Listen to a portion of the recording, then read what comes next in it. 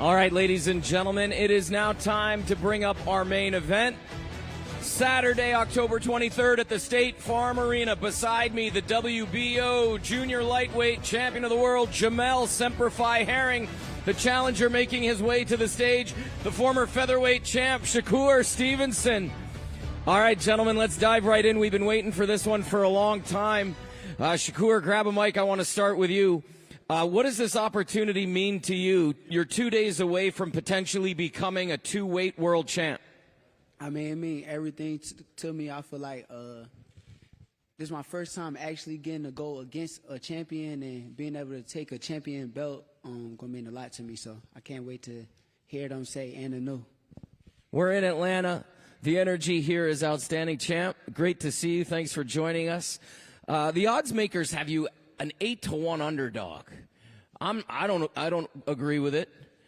You've been here before, though. You've been the underdog. You've defended the title, and you've won. Does that give you an extra little boost, a little extra motivation? Yeah, of course. Like it just plays to my story. My story. I've always been an underdog, not just in boxing, but just in life. So I don't really get into the odds making thing, because, like I said, I'm not a gambler anyway. But it doesn't bother me. It doesn't bother me at all. Shakur, I want to come back to you because there's been a lot of talk back and forth, and you've said on multiple occasions you don't care for him. Is it simply because he has the belt, or is this personal for you? Definitely not personal. It's all business at the end of the day. I don't care for him, meaning like he's not my friend. Like I ain't got no care for him. I ain't hit him up and say, oh, let's fight, or we ain't had no conversations or nothing like that. Like I don't talk to Jamel Herring outside of boxing. Jamel, has this back and forth chatter gotten to you at all? No. Like I said, it's not personal. It's just business, and we're just building a fight. That's all it is to me. Like you know, I've heard worse. I've been through worse. So no, I don't take it personal. Like I said, we're just two top competitors in the division. You know, trying to prove who's the best. Shakur, you're close to his camp. You know, you're friends with Bud. Does that give you any kind of insight on what to expect? You know, because it's known that you guys are buddies. You know his trainer. Does that give you anything over there? Oh, it's gonna feel real good beating the whole team. I can't wait to go against Bo, Mac, and Red, and it's not just Jamel that I'm fighting. So at the end of the day, I got to beat him and Bo, Mac, and Red. It's gonna feel good doing that. I see Bo smiling over there against the wall, nodding. Jamel, you know, you've got a great family over there. You know, it's well known with Bud and Bo. How excited are you for Saturday night? This has got to be one that you've been looking forward to for a long time. Like you said, that's family over there. You know, that's family. Without them, I wouldn't be here at all. And I give them all the respect in the world. And you know, we're missing a few of the family. Like Ray said, we're missing like guys like Bernie the boxer and Saul in the game. But no, it's great because I get the chance again to compete on a high level against another great opponent. So, you know, just to cement my own legacy in boxing, you know, that says a lot, and I owe it to those guys over there. Shakur, you were criticized, you know, quite a bit after the last fight with Nakatia. Do you feel like you got to knock him out? Definitely not. At the end of the day, it's an elite level fight, championship level fight. You can't judge me off of one fight when I perform time and time. I can't sit there and say, oh, I'm going in there looking for a knockout. But if he slip up and make any mistakes, I'm going to capitalize. Champ, does this one feel any different defending this time around? Does it feel different? No.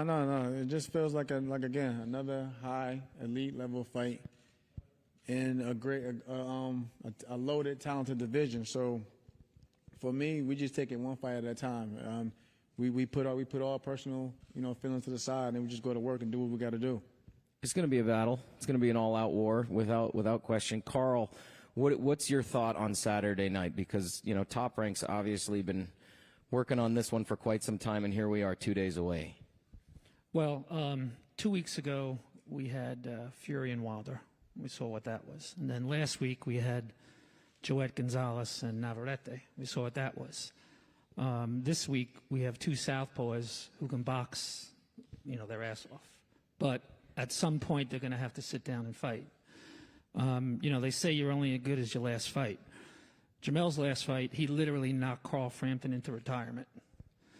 Shakur's last fight, he fought a guy that came over who didn't want to fight, and he just stood there. And everybody jumped on Shakur because of him, and the guy just survived from round one, and he wasn't going to engage from the start. I don't think you're going to see that Saturday night. I think at some point you're going to see what the last 2 weeks have brought. And when that happens, I don't know, just get ready for it. Shakur, do you agree with that? Disagree with everything he just said. He said something about judging people off their last fight, and if that's the case, why did Jamel go in there with Frampton and beat him up?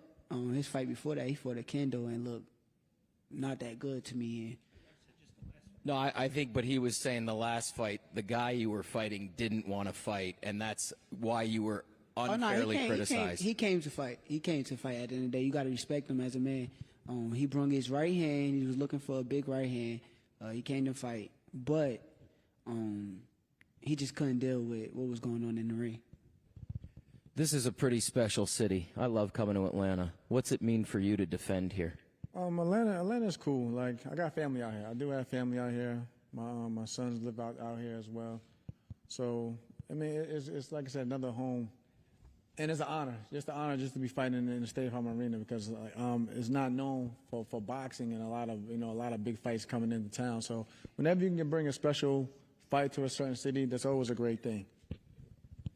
So I joined the boxing circle about 3 years ago, and I follow everybody on social media, and social media in boxing can tend to go a little askew, to be polite.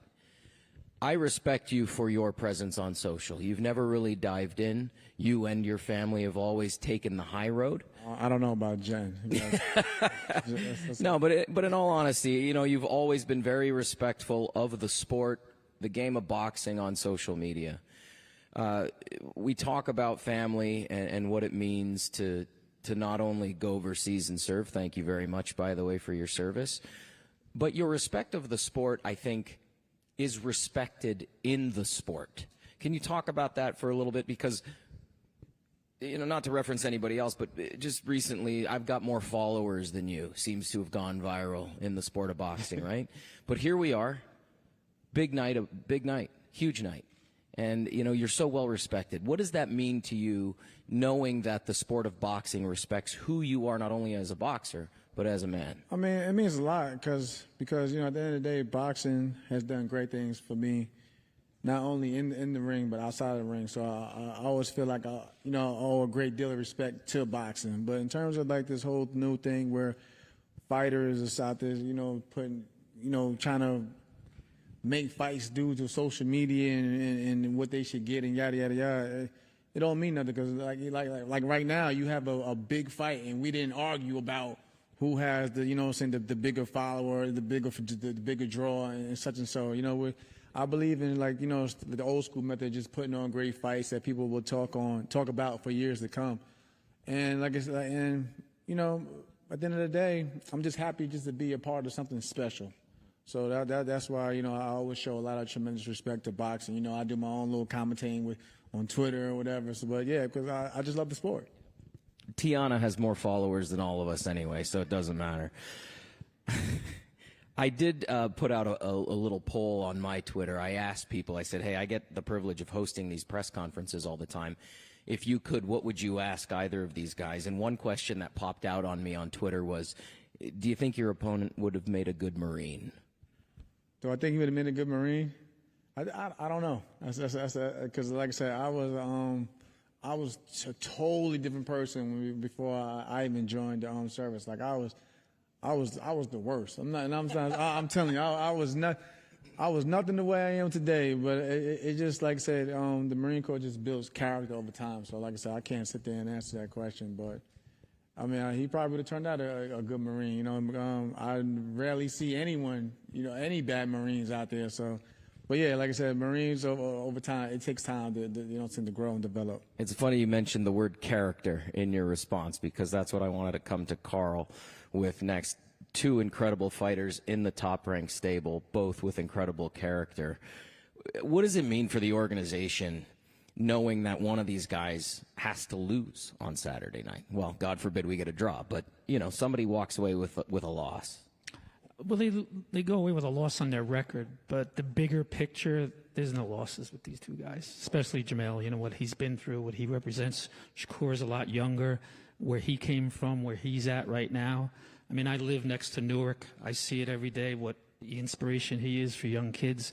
Saturday night is an athletic contest, and it's over. The bigger picture is what they do for everything else, and these two guys do it pretty well. Shakur, you just mentioned younger and Newark and, inspirational. Those are three big words coming out of Carl's mouth about you. What does it mean to you to represent Newark and that young generation that looks up to you back home? It means everything to me to represent my city. I feel like everything I do is for them. I came from there. That's what brought me up. Like I said, I put it on my trunks every fight. Every fight you see Newark on me. You see me shout out my city. I love my city. I'm going to keep grinding and keep trying to show the up-and-coming people that's coming up in there that is better than what they see every day. So I feel like it means everything to me. What are we going to see Saturday night? You're going to see a special night. I feel like you're going to see my homecoming, my coming out party. I feel like it's going to be a great night. He said he's going to spoil the party, so let's see if he could do it. Champ, any message to your fans out there before we wrap up today? Semper Fi, Youre.